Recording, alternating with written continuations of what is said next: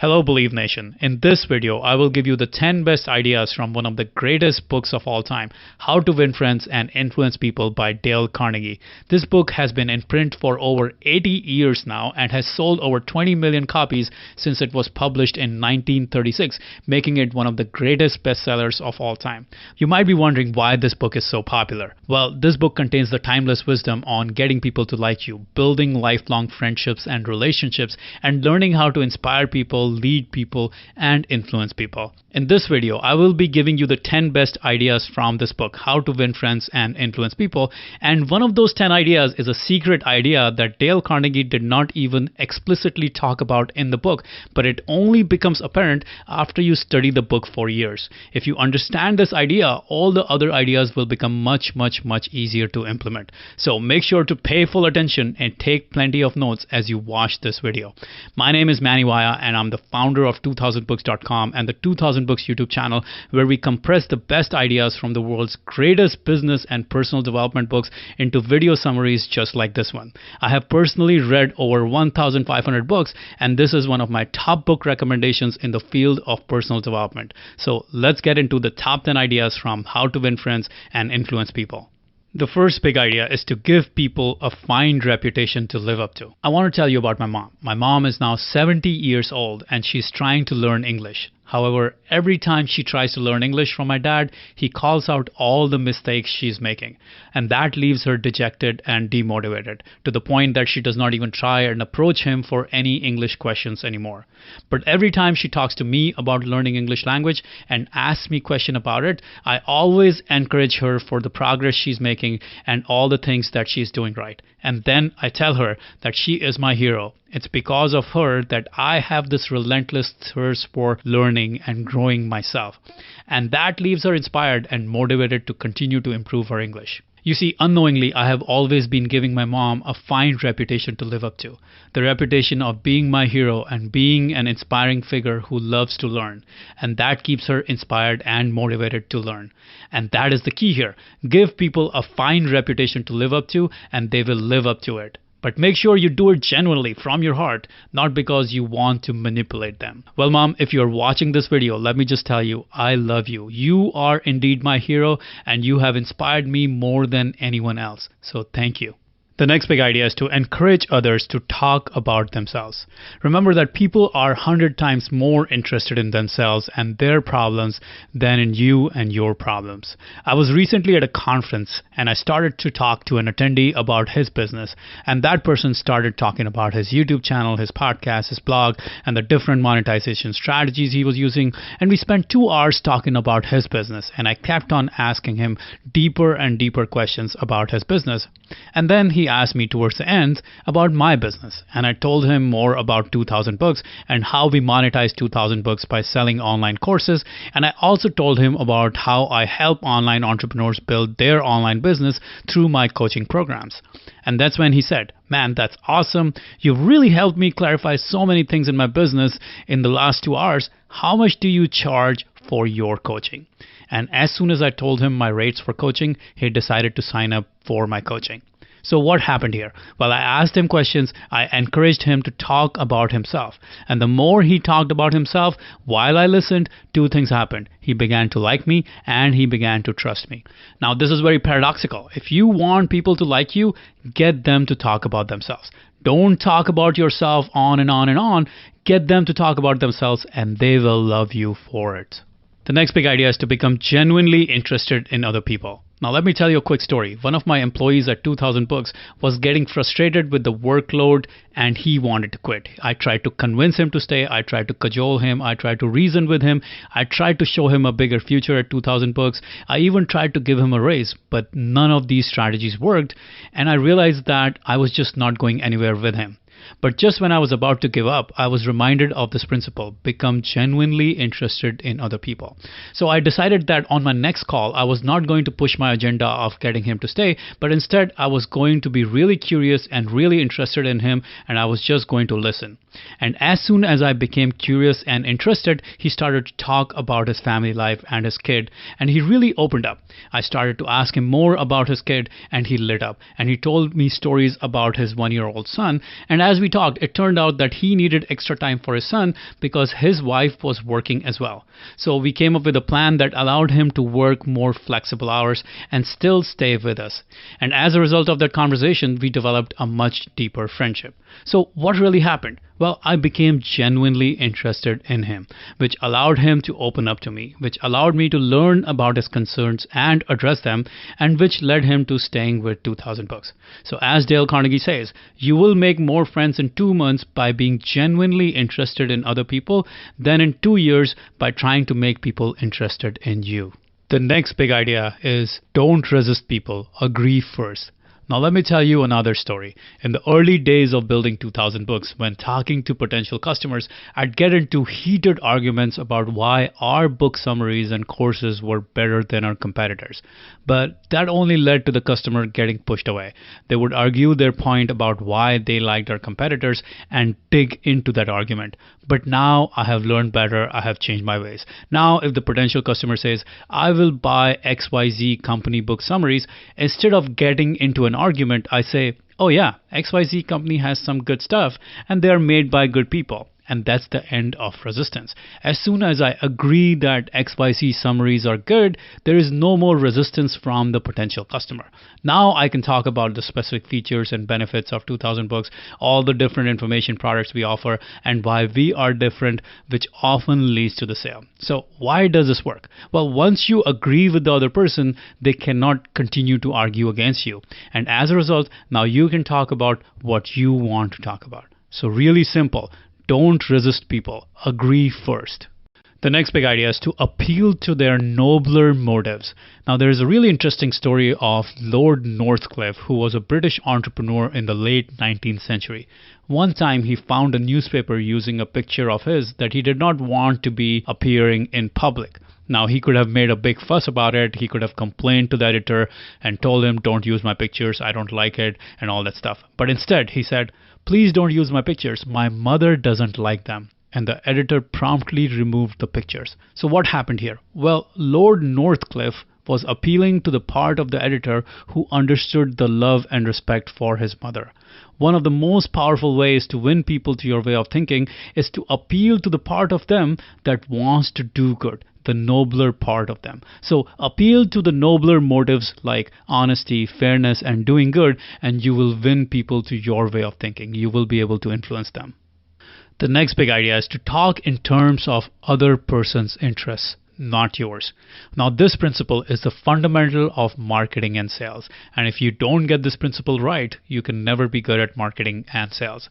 Now, if you ever go to 2000books.com, you will never see anything like, hey, enter your email address to join my newsletter. Now, a lot of websites make the mistake of saying just that, but that is a very bad strategy. Why? Because they're not talking in terms of the visitor's interest. They're not talking about the benefit the visitor will get from joining their newsletter.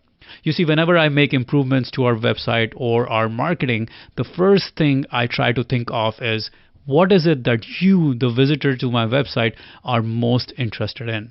So instead of asking you to join my newsletter, I offer you something that you might be interested in. One of the things you can get on our website is a free pack of action guides of the 10 greatest personal development books. Just enter your email address and I will send them to you right away. Now, if you are interested in personal development, you are much more likely to sign up for these free action guides rather than my newsletter. Now, here's the fundamental principle of influencing others. Talk in terms of their interest, not yours. Always ask yourself, what do they want? What are they most interested in? And give that to them. As Dale Carnegie says, talking in terms of others' interests, that is the royal road to a person's heart. The next big idea is to make the other person feel important and do it sincerely. Before starting 2000 Books, I used to be a computer engineer, but my career didn't really take off according to plan because I was laid off from my first job in 2 years. For a while, I didn't really understand why I got laid off until I read this book, How to Win Friends and Influence People. And when I read the book, I totally understood my mistake. I was constantly trying to prove to others how smart I was, how intelligent I was, how awesome I was. All I did all the time was talk about all the amazing things going on in my life, my interests, my passions, my hobbies. I was trying to make myself feel important in front of others, and I was being really self-absorbed. I thought that the only way to get people to like me was by trying to show them how smart and awesome I was. But that is the exact opposite of what we must do in order to get people to like us. You see, if we want to get people to like us, if we want to make friends, we must make others feel important rather than trying to make ourselves feel important in their presence. There's a paradox here. If we want to be important to others, we must make them feel important. You see, the desire to feel important is one of the most fundamental urges of human nature, and we must feed that desire in others, not ourselves. The next big idea is to ask questions instead of giving orders. A few years ago, I used to be the president of a local Toastmasters club here in San Diego, and I thought that since I was now the president of the club, it would be effective to give orders to my officers and let them carry out the orders. So I told my VP of membership, we need to increase membership. Let's do a membership campaign next month. But the VP of membership and other officers did not really follow through on that, and we did not have a membership campaign at all. And that is when I realized my mistake. I had to stop giving orders and start asking questions instead. So in the next meeting with my officers, I said, our club needs new blood. We are running low on membership, and I would love to hear your ideas on how we can grow the club. So the VP of membership came up with the idea of a free pizza membership drive that she liked, and then the VP of membership executed it to perfection. So why does asking questions work better than giving orders? When we ask questions, the other person feels important, which is the most powerful law of human nature, making other people feel important. Not only that, asking questions saves their pride. They don't feel like they are your servants. Rather than going against your orders, people will cooperate because it is now their idea, because they were part in conceptualizing it.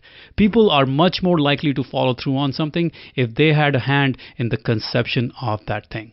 So remember, ask questions instead of giving orders. The next big idea is to use encouragements and make their faults seem easy to correct. So back to the Toastmasters Club, when we were running the membership campaign, I noticed that our VP of membership had come up with a poster for the campaign, but it was not good enough because it did not convey the benefits. So instead of blasting her and finding faults in her poster, I said, hey, this is pretty good. You have a great eye for design, you know how to use colors to make it all pop, and you're really good with words in your emails and in your speeches. Now let's use those words to convince people to come to this meeting. So maybe we could add things like the benefits people would get from Toastmasters Club, the fact that we have free pizza for this meeting, and also that there's no obligation to join, people just can come to check it out. Now, what happened as a result of that conversation? The VP of membership happily made those changes to the poster without any disagreement. So what did I do here that caused the VP of membership to want to make those changes without any resistance? Well, I first encouraged her and praised her for everything she was doing right, and then gave her a few things to improve on, making them seem really easy. So that's what we need to do if we want to inspire people to take action. We need to encourage them, and we need to make their faults seem really easy to correct. Now let's talk about the biggest idea from the book. And I think this is a secret idea because Dale Carnegie did not point it out as a separate law or rule or chapter in the book at all. But this idea in some ways is the meta level principle. It is the foundation of this whole book. And without this principle, none of the ideas from this book will work. So what's this idea? Well, it is a paradox. So here it is. If you want people to like you, you must like them first. Only when you genuinely like the other person will you be able to make friends with them, inspire them, motivate them, influence them, and lead them. However, if you don't genuinely like the other person, none of these ideas will actually work for you. You will constantly feel frustrated. Now you have to understand that it is a paradox. If you want others to like you, you must first like them, and it must be genuine. You see, when it comes to liking others, it is a matter of the heart. You can never fake liking others because others will always see right through it. So when you are trying to win friends and influence people, realize that it all begins with genuinely liking them. Okay, so now let me recap the big ideas we covered in this summary. Give people a fine reputation to live up to. Encourage others to talk about themselves. Become genuinely interested in other people. Don't resist people, agree first. Appeal to their nobler motives. Talk in terms of the other person's interests. Make the other person feel important and do it sincerely. Ask questions instead of giving orders. Use encouragements and make their faults seem easy to correct. And the biggest idea from the book, which is to get people to like you, you must like them first. So if you enjoyed this summary of how to win friends and influence people and learned something new from it, I am sure you will love the 2000 Books YouTube channel as well. The link to the 2000 Books YouTube channel is in the description below, so come check it out. On the 2000 Books YouTube channel, we have summarized some of the greatest books in the field of entrepreneurship, marketing, sales, management, leadership, strategy, self-help, productivity, happiness, motivation, self-confidence, self-esteem, success mindset, positive psychology, emotional intelligence, social skills, people skills, billionaire biographies, basically all the books that will help you succeed in business and in life. So come check it out. The link is in the description below. If you want to see the last book review we did on the legendary Think and Grow Rich, check out the video right there next to me. I think you'll enjoy it. Continue to believe, and I'll see you there.